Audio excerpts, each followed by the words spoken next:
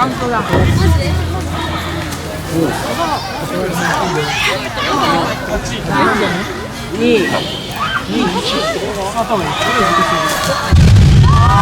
パッと光って咲いた花火を見てた。きっとまだ終わらない夏が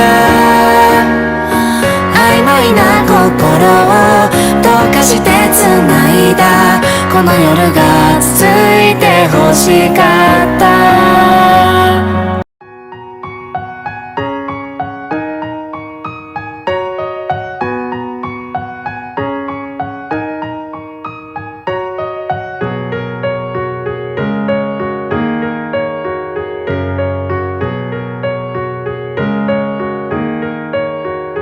あの日見渡した渚を今も思い出すんだ。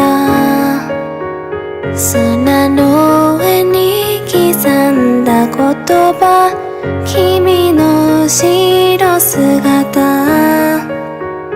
寄り返す波が足元よぎり何かをさらう。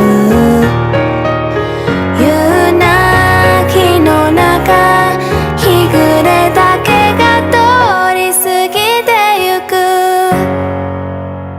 パッと光って咲いた花火を見てた。きっとまだ終わらない夏が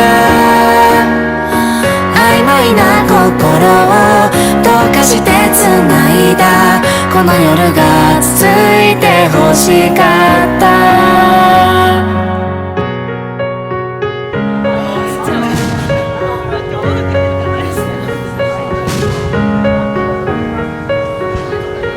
あと何度君と同じ花火を見られるかなって。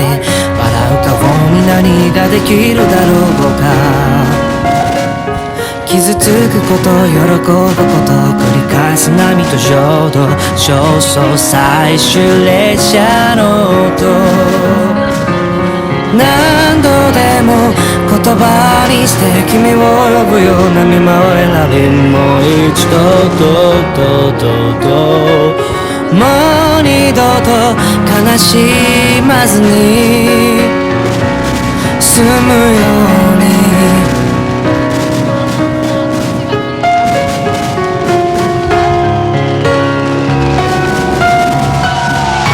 はっと息を飲めば消えちゃいそうな光がきっとまだ胸に住んでいた。手を伸ばせば触れたあったかい未来は密かに二人を見ていた。終わりました。花火大会、あんな近くで見ることがこの先あるだろうか。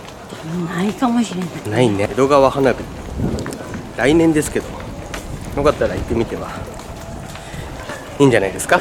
いいんじゃないですか。